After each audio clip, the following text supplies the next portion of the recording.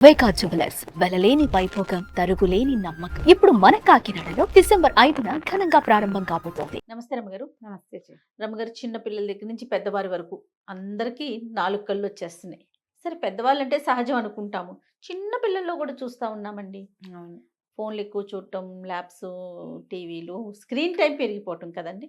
దీనికి ఫుడ్ ఏదన్నా ముందు నుంచే మనం జాగ్రత్తగా తీసుకుంటే రాకుండా కంట్రోల్ చేయడానికి అవకాశం ఉంటుందా? కొంచెం అవి- పోస్ట్ పోన్ చేయొచ్చా అని. అంటే పూర్వకాలపు పద్ధతులే జయ. మరి ఇప్పుడు ఏమైనా మందులు విందులు ఏమంటారు విటమిన్స్ లాంటివి వాడిస్తున్నారేమో తెలీదు. ఏవైనా సరే వాడితే ప్రతిదానికి దాని సైడ్ ఎఫెక్ట్ దానికి ఉంటుంది.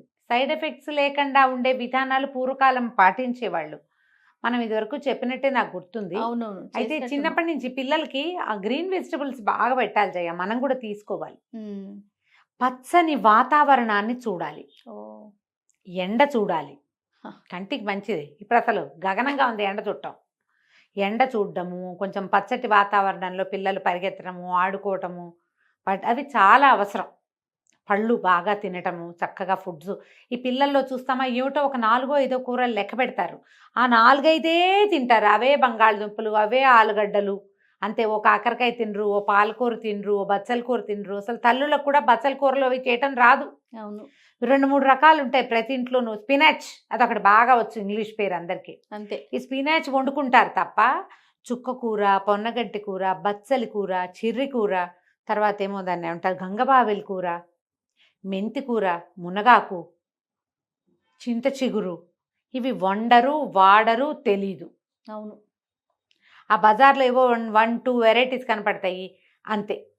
ఎంతసేపు ఇంగ్లీష్ వాళ్ళు ఎక్కడో వేరే దేశాల్లో తినేవి, వేరే రాష్ట్రాల్లో కనపడే బ్రొకోలీలు పెట్టాలా, ఇలాంటివి చూస్తారు. ఏమిటో విచిత్రంగా మన వదిలేస్తారు. మనం తోటకూర, వదిలేస్తారు. గోంగూర. వీటిని వదిలిపెట్టేస్తారు. ఆకుకూరలు మీరు తినండి, పిల్లలకి పెట్టండి.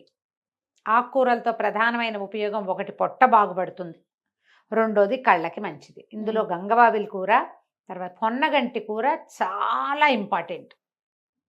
చాలా అంటే చాలా. ఎంత పొన్నగంటి కూర పెడితే కళ్ళు అంత బాగుంటాయి. మనం కూడా తినచ్చు. చాలా సింపుల్ కూడా. పొన్నగంటి కూర మనం అంత 2 కట్టలు కొనుక్కొచ్చామనుకో, కూర అంతా ఒలిచేసుకుంటాం. ఆ కాడలు కొంచెం ముదురుగా ఉన్నవి ఒక ఇంత కుండీలో గుచ్చితే 4వ రోజుకి చిగురు పెడతాయి చేయ. అవునండి. 4th డే శుభ్రంగా వచ్చేస్తాయి. ఇప్పుడంతా మొరింగా అని పౌడర్ మొరింగా వెనకాల పడ్డారు. అమెజాన్లో ఏది ఎమ్మని కొట్టామంటే అది మొరింగా ఇచ్చేస్తూ ఉంటుంది. అందరూ మొరింగా మీదే పడ్డారు. మొరింగా ఒరిజినల్ది గ్రీన్గా ఉండేది తీసుకోండి.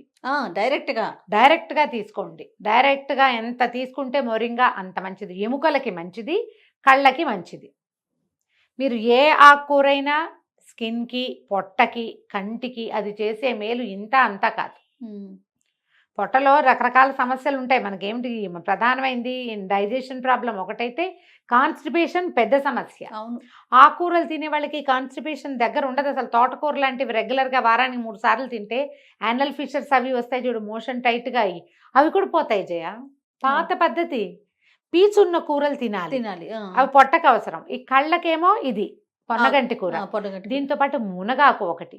మునగాకు రసాయనం. మా చిన్నప్పుడు ఎప్పుడో మా పెద్దక్కయ్య గారి అబ్బాయికి కంటికి ఐసైట్ వచ్చిందని వాడు ఎయిర్ ఫోర్స్లో చేరబోతున్నాడో చేరాడో ఆ సంవత్సరం, ఇంకా అంత గుర్తులేదు. నేను అప్పటికి చిన్నపిల్లనే. మునగాకుతోటి ఒక రసాయనం చేశారు, హల్వాలాగా. ఎలా చేశారో గుర్తులేదు. ఇప్పుడు అందరు అడుగుతారు అది చెప్పండి అని. నాకు గుర్తులేదు సీరియస్లీ. మాధవరావు పెద్దనాన్న గారని ఆయుర్వేద వైద్యులు, హోమియోపతి కూడా చేసేవారు. కైకలూరులో ఉండేవారు. మా నాన్నగారి ఫ్రెండ్కి అన్నయ్య. ఓహో. ఆయన మేము పెద్దనాన్నండి వాళ్ళ సుబ్బారావు పెద్దనాన్న గారు. సుబ్బారావు పెద్దనాన్న వాళ్ళ అన్నయ్య గారు మాధవరావు పెద్దనాన్న గారు. పెద్దనాన్న గారే అలవాటు. ఆయన చేయించారు ఈ మునగాకు. అంతకుముందు నాకు గుర్తులేదు జయ, మా ఇంట్లో మేము మునగాకు తిన్నట్టుగా. ఎప్పుడైనా పప్పులో వేసేవాళ్ళు. పెద్ద మునగ చెట్టు ఉండేది మా దొడ్లో. నాకు గుర్తే లేదు నిజంగా. కానీ ఆ తర్వాత మేము మునగాకు వండుకోవటం మొదలుపెట్టాం. నేను ఇప్పటికీ కనపడితే మునగాకు వండేస్తాను జయ. నేను ఎట్లా రమ్మగారు? పెసరపప్పు వేసుకుంటాం. అసలు 5 నిమిషాలమ్మా పొడి కూరలాగా వండుకుంటాం. లేతాకు వండాలా? ముదురుదైనా ఏం కాదు. పొయ్యిలో ముకుట్లో పడేస్తే చిన్న చిరుచేదు కాదు, చిరుచేదా?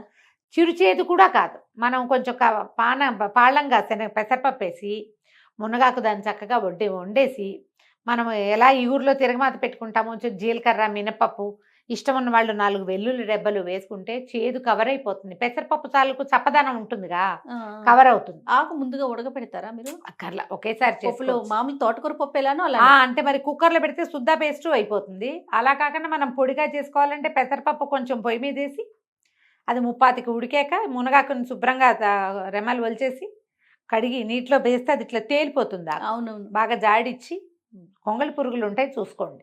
మెయిన్ అది అదొకటే కొంగళి పురుగు సమస్య. ఉంటుంది. చక్క పుల్లలు లేకుండా తీసేయటం, ఈ ఆకుకూరని ఆ పప్పులో పెట్టేయటం, కొంచెం ఉప్పు పసుపు చల్లి మూత పెడితే డోమ్ దగ్గరగా పెట్టామంటే ఉడికిపోతుంది. పైకి కిందకి కలిపేసుకుని అది బాగా ఉడికాక అప్పుడు మీరు తిరగమాత పెట్టుకోవటం మీద దాని మీద. మీరు పొన్నగంటి కూర ఇలా చేసుకోవచ్చు, మునగాకు చేసుకోవచ్చు. ఈ 2 చాలా ఇంపార్టెంట్ కంటికి.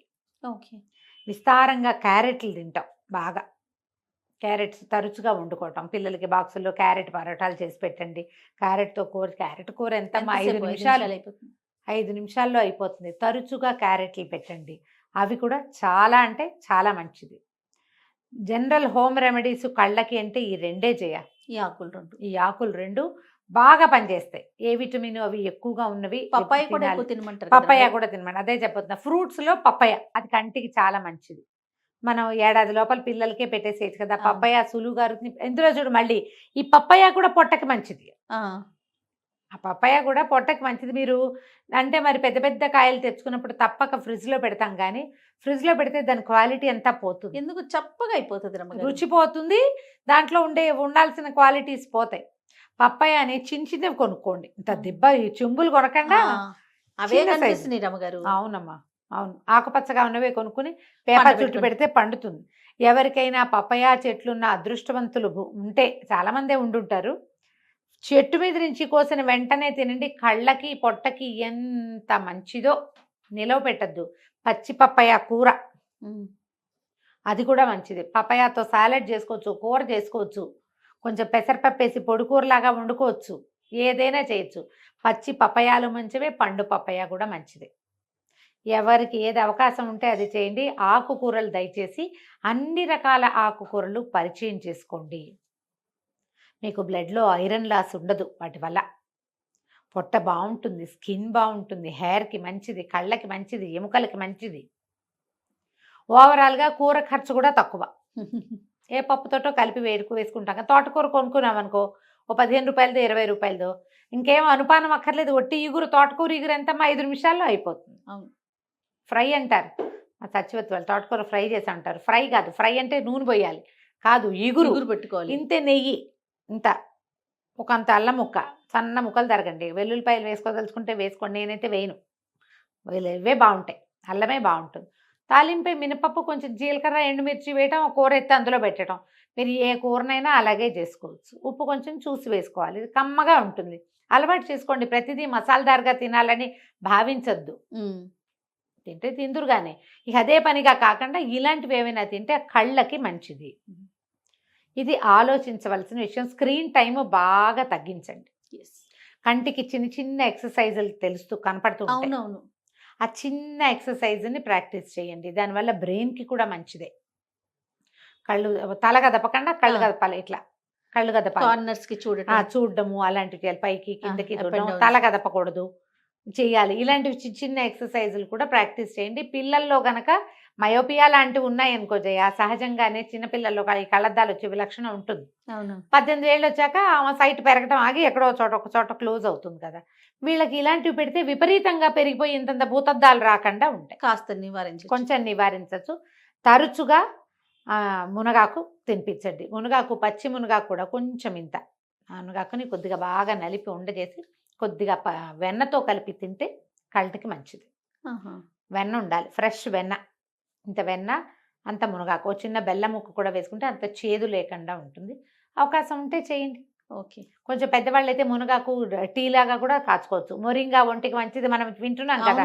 ఫ్రెష్ మునగాకు కనుక దొరికిద్దా ఎక్సలెంట్. మన దొడ్లో చిన్న కుండీలో వేసుకున్న 4 రోజు 4 రెమ్మలు తీసి ఒక గ్లాస్ నీళ్ళలో మరిగించడము, లైట్గా కలర్ మారగానే తాగేయడం కంటికి మంచిది. ట్రై చేసి చూడండి. ఇవి చిన్న ఇళ్లల్లో చేసుకునే రకపు పద్ధతులు. అవునవును. చిట్కా కాదు ఇది, లిటరలీ వైద్యమే. దీన్ని చిట్కాగా భావించకండి, చాలా ఉపయోగపడే విషయం ఇది. ఒక్క కంటికే కాదు, ఇప్పుడు మీరు చెప్పిన అన్నిటికీ మన మంచిది. శరీరంలో ఉన్న అన్ని అవయవాలకు ఉపయోగపడతాయి కదా. రైట్ రమ్మ గారు, నమస్తే. నమస్తే జయ.